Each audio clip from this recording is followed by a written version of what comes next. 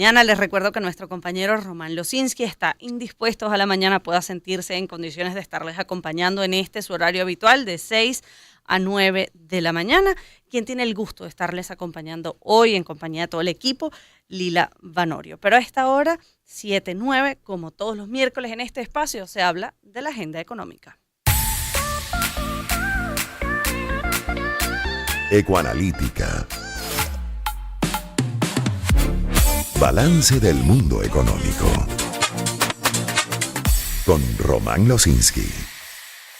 Y es un gusto recibir a Asdrúbal Oliveros, economista socio director de Ecoanalítica, en esta sección de todos los miércoles en el espacio de Román Losinski. Asdrúbal, un gusto inmenso conversar contigo. Hola Lila, buenos días. Para mí también es un placer hablar contigo y bueno, un saludo a todas las personas que hasta ahora nos escuchan. El tema que está previsto para la conversación del día de hoy tiene que ver con la inflación. Leíamos a Víctor Salmerón, un periodista con una extraordinaria trayectoria en la Fuente Económica, publicar una entrevista a Alejandro Grisanti en el portal Geréntesis, en la que Grisanti considera que es probable que la inflación cierre por debajo del 100% este año, y coinciden varios economistas en que 2024 registrará una menor inflación que 2023. Me llama la atención, ¿eso incluye el impacto previsible que puede tener una campaña electoral, la inyección de gasto público? Fíjate, Lila, varias cosas, ¿no? Efectivamente, no es descabellado que ocurra una reducción de la senda de la inflación en Venezuela, porque, bueno, la manera para tú poder gastar sin que eso genere una presión inflacionaria es que tengas una muy buena cantidad de ingresos que te permitan contener, por ejemplo, el tipo de cambio, que hoy es uno de los factores de mayor distorsión dentro de la inflación. Dicho de otra manera, yo parte de los dólares que voy a recibir por ingreso los destino a ventas masivas en el mercado cambiario para contener el dólar, a pesar de que estoy aumentando el gasto público. Y de esa manera tratar de evitar que la inflación se desborde. Y este año la proyección que se tiene es que obviamente los ingresos del Estado venezolano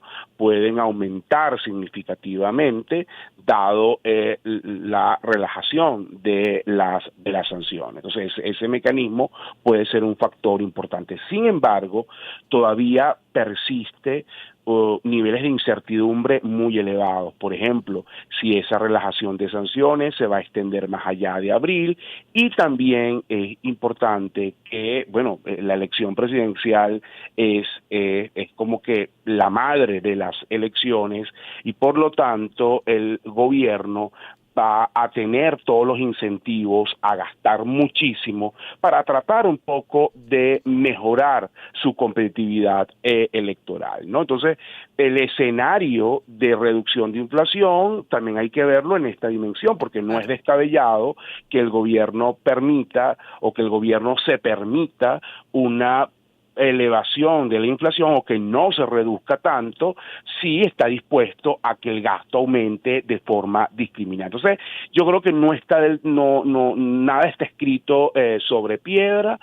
Insisto, en una dinámica electoral, lo que sí va a ser prioritario es gastar, y el gobierno no va a sacrificar esa capacidad de gasto por tener la inflación a raya. Entonces hay que ver un poco la evolución. Todo va a depender del flujo de los ingresos. Si ese flujo de los ingresos se mantiene en condiciones que sean muy elevados, es probable que pueda hacer la contención de la inflación. Si no, es probable que el gobierno permita que, bueno, la tasa de cambio se deslice un poco más, la inflación también aumente, para poder mantener un ritmo de expansión de gasto, ¿no? Uh-huh. Ahora, hablas del tipo de cambio, que quizás es ese factor que está más en sintonía con el venezolano, es decir, lo que impacta o de lo que el venezolano está más atento, ¿no? ¿Cuáles son las previsiones con respecto al tipo de cambio? Mira, no, la estrategia del gobierno ha sido, digamos, evitar que el tipo de cambio se deslice, vendiendo de forma importante divisas en el mercado cambiario. Tiene el tipo de cambio anclado.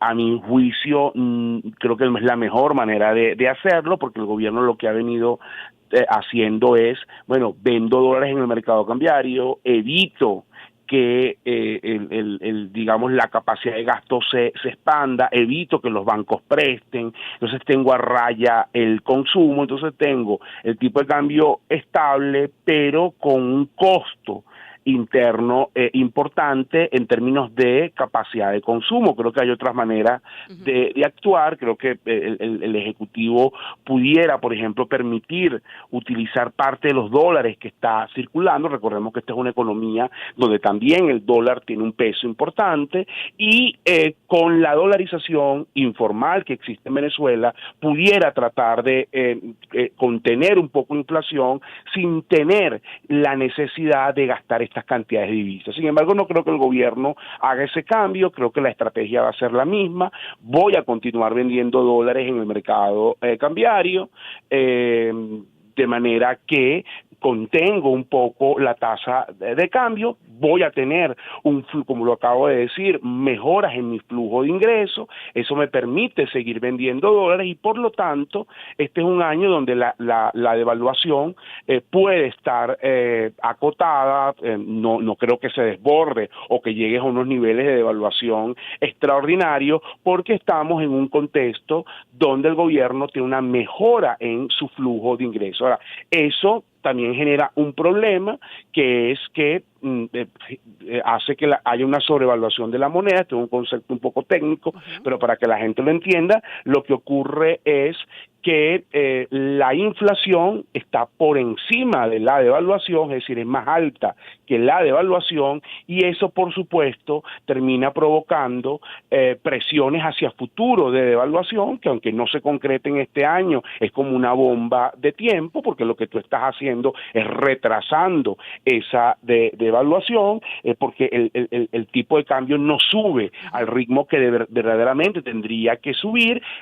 Hace también que los productos importados sean más competitivos, sean más baratos que los productos nacionales, que los productos que se fabrican acá, y eso por supuesto es una espada de Damocles para la industria, y genera también presión al alza de los precios en dólares. Entonces, como toda opción de política tiene su pro y contra, y estas políticas de contención de la tasa de cambio tienen esos efectos negativos. Porque además sería como dispararse en el pie en la estrategia del gobierno de rescatar el bolívar y volver a generar confianza y que la moneda nacional vuelva a tener algo de valor, ¿no? Sí, pero rescatar el bolívar, bueno, es difícil después de venir de un ciclo hiperinflacionario tan agresivo como el que tuvo Venezuela, y tú rescatas el bolívar no por decreto, Exacto. No porque obligues a la gente con un IGTF a que use bolívares, rescatas el bolívar con acciones, con decisiones que vas tomando a lo largo del tiempo y que restablecen la confianza. En muchos países esas decisiones tardan años, caso de Perú, donde también se buscó rescatar su moneda con acciones de política, pero eso llevó a un tiempo bastante largo, más de 10 años, a que los peruanos volvieran a confiar en su propia moneda. Entonces acá también creo que va a llevar bastante tiempo, y creo que una de las cosas más importantes que tú necesitas para eso es disciplina fiscal, es de alguna manera que la gente sienta confianza, que puede volver a ahorrar en bolívares, que puede volver a manejarlo. Lamentablemente esas condiciones no están dadas hoy. Pero es que además justamente citas el caso de Perú, y una de las cosas más allá de estas reformas estructurales tenía que ver con la independencia o la separación por completo de la toma de decisiones en materia económica y la toma de decisiones en materia política. Efectivamente, bueno, de hecho Perú, ahora que lo mencionamos, es un buen ejemplo de eso. Fíjate que Perú tiene una crisis política bien particular, que además tiene mucho tiempo. Bueno, ha cambiado de presidente, los niveles de rechazo de los presidentes es elevado, pero tiene una solidez en sus instituciones económicas, especialmente el Banco Central, que es la gran institución en el Perú, que tiene más credibilidad que cualquier político, y por eso es que tú ves que la economía marcha más o menos bien, mientras que la política es un desastre. Es un buen ejemplo para eso. Tú necesitas, tal como tú lo dices, que efectivamente la política económica primero sea sostenible en el tiempo, que los actores que deciden en el Banco Central tengan cierta capacidad para decidir, independencia para poder decidir, y que adicionalmente pues la dinámica económica no esté sometida a estos vaivenes políticos de, bueno, cómo gastas en campaña, qué pasa después que termine la campaña, y bueno, todos los problemas que tiene Venezuela, que además también son problemas, digamos, geopolíticos, porque, bueno, no podemos negar que el efecto sanciones también termina teniendo un efecto. O sea, hay que resolver esos temas para tú volver a rescatar elementos de confianza, pero lo que sí me gustaría hacer énfasis es que no es que tú eso lo logras de un día para otro, claro. Eso lleva muchísimo tiempo, y hoy la gente pues tiene una especie de trauma, para usar una expresión más clínica, después de haber vivido un ciclo hiperinflacionario de pérdida de valor de su moneda, pues la usa, porque la gente usa los bolívares, pero de modo transaccional. Cualquier mecanismo de ahorro, cualquier mecanismo de protección siempre está pensado en una moneda diferente, principalmente el dólar. Sí, y hablando de las previsiones por debajo del 100%, yo no sé si le pasa al común de los ciudadanos, pero a mí me resulta difícil identificar las diferencias cuando la tasa de inflación está en 100% o cuando está en 120%. No sé, siento que es como la temperatura, que ya es bajo cero, todo se siente igual, es súper frío, no puede salir. ¿Cómo se vive una inflación por debajo del 100% en un país que estaba acostumbrado a un ciclo hiperinflacionario? No, yo sí creo, Lila, y coincido contigo, obviamente Venezuela tiene un problema inflacionario muy grave, y más allá de que estemos discutiendo estas cosas que pueden sonar muy técnicos, la mayoría de la gente no percibe estas mejoras. Un elemento importante es que, claro, los precios siguen, uno de los elementos importantes y que todavía sigue siendo, digamos, negativo, es que es verdad, el ritmo de subida de los precios es más lento hoy que hace 3, 4 años, eso es innegable, pero los precios siguen subiendo, y ese es el gran problema que afecta a la gente. Nos hemos encarecido muchísimo, y sobre todo el problema más grave que tiene Venezuela es que los salarios en promedio están muy por debajo de lo que la gente necesita para poder vivir, ¿entiendes? O sea, si tú ves hoy, creo que Fede Cámara reveló el salario promedio del sector privado, el salario mínimo, que está en torno a $160, más o menos, es más alto que el sector público, pero en todo caso, la canasta alimentaria se acerca a los $500. Entonces, la brecha entre los salarios, sea del sector público, sea del sector privado, es muy grande. Ese es el gran problema. Y tal como tú lo señalas, la gente, esta discusión le parece como discutir el sexo de los ángeles. Bueno, mira, inflación de este año fue de 190, que bueno, bajó con respecto al año pasado, y el año pasado me refiero a 2023, pues que fue 190. Este año puede ser como de 90 o de menos de 3 dígitos, que todavía está por verse. Bueno, quien nos está escuchando hoy en su carro que va a su trabajo, no le dice mucho, porque, bueno, lo que estamos hablando, él lo que tiene claro es que gana muy poco para poder cubrir todos sus gastos. Entonces, el tema clave acá es la mejora del ingreso de los trabajadores. Ese es un punto importante. La inflación es un factor para eso, no es el único, y por eso, bueno, hay esa desconexión entre, bueno, lo que pasa con la inflación y cómo lo ve la gente. Y el otro tema importante, que rapidito, porque también me parece clave, es que también hay que entender que estamos hablando de inflación en bolívares, y hay mucha gente que lo que está midiendo es cómo suben los precios en dólares, y entonces allí tampoco me importa mucho, porque, tú me dices que el año pasado fue 190% la inflación en bolívares, pero yo trabajé, fue en dólares, yo veía las cosas en dólares, y no me importa eso también ocurre, porque, bueno, los precios en dólares tienen una dinámica diferente. De hecho, el año pasado, en nuestra previsión, nos dio un aumento de 11%. Sí, que es parte parte también de la distorsión que hay en nuestra economía, ¿no? Pero no así lo que acabas de describir, y con lo que coincido plenamente, no ocurre cuando se trata de inflaciones que están en un dígito, ¿no? En otros países se pueden descalabrar las economías cuando pasan de una inflación de 3 a 4%, por ejemplo. Claro, porque como todo, cada quien está adaptado a sus dinámicas, sí. Y tú sabes que las crisis son relativas. Después del COVID, el mundo ha entrado en un ciclo de inflación, pero eso para los venezolanos nos da risa, porque ¿cuál es el problema de inflación? Bueno, en Estados Unidos pasaron de 2% a niveles por encima de 10%. Bueno, ¡qué envidia! El gran problema en Estados Unidos, en América Latina también se desbordó, en Europa también, los bancos centrales entraron en una dinámica de subida de tasas de interés pero nosotros toda esa discusión, que es muy interesante desde el punto de vista de debate de la economía, ver todas las acciones que han tomado los diferentes bancos centrales y la respuesta de política, pero a un venezolano nos da risa. ¿Por qué? Bueno, porque nosotros tenemos años, pero no estoy hablando de ni siquiera del chavismo, estoy hablando de que trasciende, porque Venezuela comenzó sus problemas inflacionarios crónicos en los 80.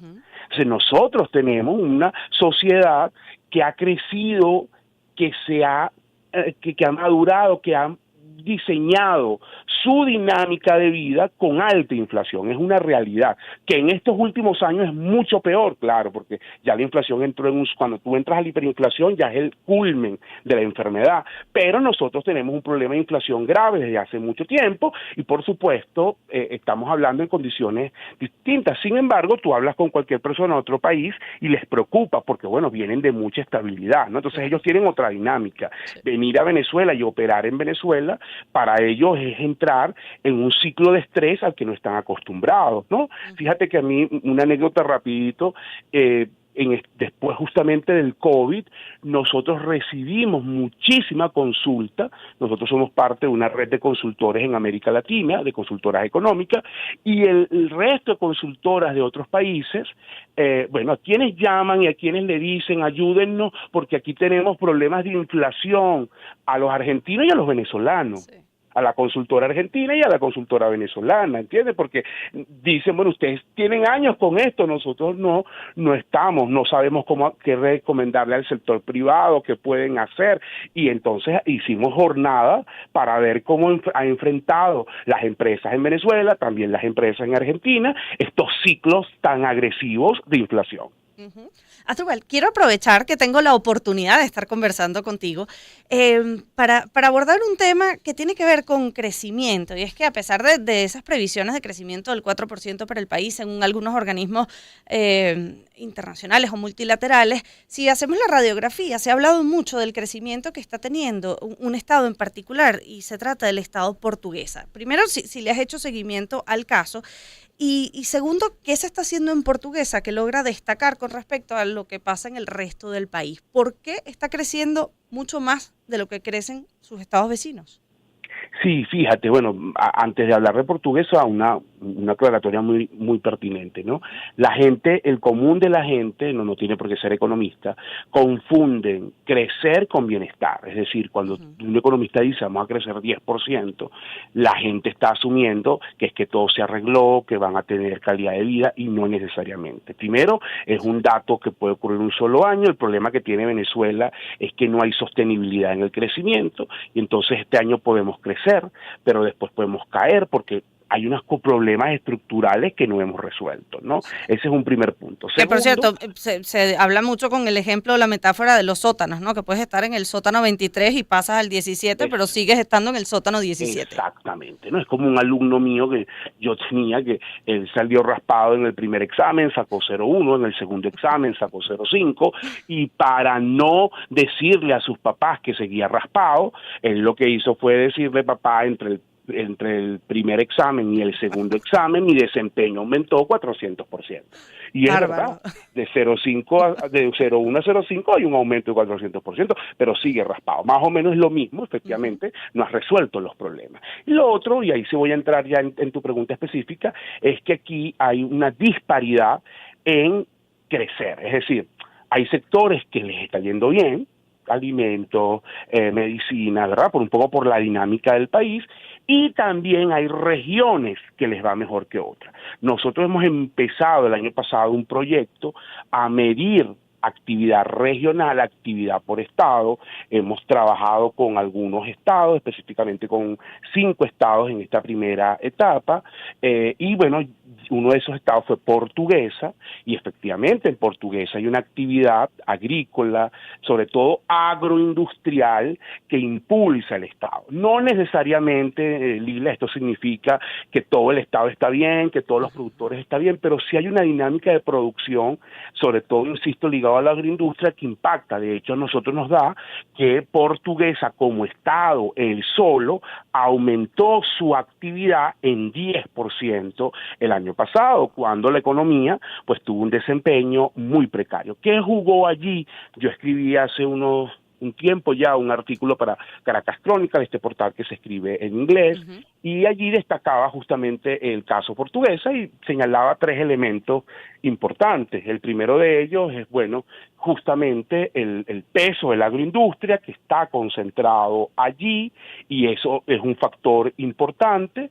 Esa agroindustria ha generado sinergia con productores, y eso ha ayudado un poco a apuntalar este incremento de producción. Por supuesto, hace falta mucho más, porque la agroindustria no es toda la estructura de la cadena de producción agrícola, ¿no? El segundo elemento es que hay financiamiento, a diferencia de otros sectores, tiene un poco más, no quiere decir que tenga lo que necesita, pero sí tiene un poco más. ¿De dónde viene ese financiamiento? Bueno, Igual, disculpa la interrupción. No te preocupes. Una parte de la banca, que tiene como una gaveta especial, pero también viene de financiamiento incluso de mercado de valores, pero sobre todo financiamiento privado, es decir, de actores privados, de fondos, de particulares, que como hay buenos rendimientos en muchas de estas actividades, están haciendo mecanismos de financiamiento para poder hacer frente a la escasez que tiene la banca. Entonces, ese es un elemento también importante. A diferencia de otros estados y de otras regiones, tiene un poco más de financiamiento. Y el tercer elemento diferenciador es que allí, y este pues, puede ser la parte más polémica, han surgido sinergias, mecanismos de colaboración, sector público, sector privado, que han mejorado, bueno, estas dinámicas. Es un factor importante porque en otros estados hemos notado, por ejemplo, si tú te vas a todo lo que es la costa oriental, zonas en el estado, en la región andina y en el estado Zulia, productoras también tan buenas como Portuguesa, no tienen este dinamismo porque, bueno, los elementos de colaboración público-privada no existen, por ejemplo. Entonces, eso es un factor importante. Esos 3 elementos le ha dado ese impulso a Portuguesa. Y bueno, también hay que entender que está ligado al sector alimentos, que en un país donde nos hemos empobrecido es obviamente lo que más consume, lo que más demanda la gente, ¿no? Entonces también ese cambio que ha ocurrido en Venezuela en la base de quiénes somos también es un factor que suma. Bueno, la buena noticia, Asdrúbal, es que hay otros estados que tienen potencial en cuanto a la actividad agroindustrial y podría trabajarse en esos otros 2 factores que dependen más de la gestión humana y menos de las condiciones geográficas, ¿no? No, totalmente, efectivamente, hay elementos, yo sí creo que Portuguesa es un buen ejemplo de mirar para replicar. Por supuesto, siempre replicar en economía, siempre hay que tener cuidado porque siempre hay particularidades regionales y particulares, pero sí creo que hay algunas prácticas allí que pueden ayudar a mejorar la perspectiva en otros estados con mucho potencial, el mismo estado de Barquisimeto, toda la región andina, el estado Zulia desde la perspectiva de productor agropecuario y no petrolero, Barinas Apure también, de hecho, ahí también hay cierto eje de actividad ganadera importante.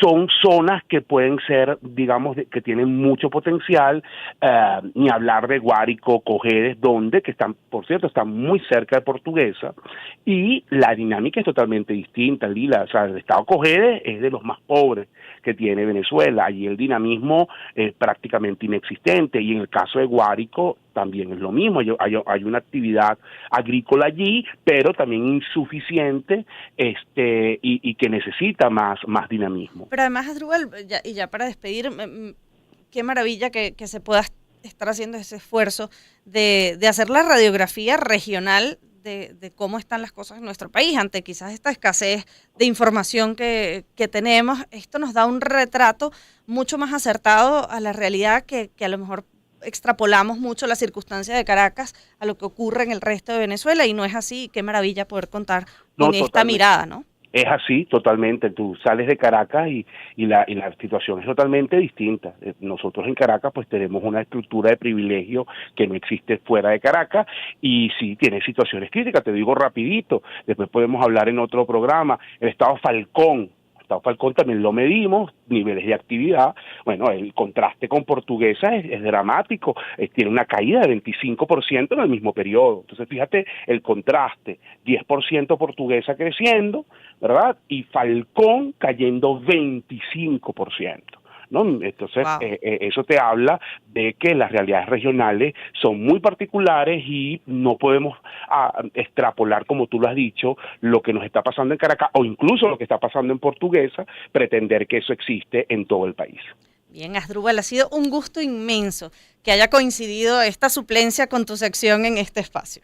No, lo mismo digo, Lila, siempre es un placer conversar contigo. Te mando un gran abrazo. Igual para ti, Asdrúbal Oliveros es economista, socio director de Ecoanalítica, y esta fue la Agenda Económica. 7:35, escuchamos música, hacemos una pausa y ya venimos.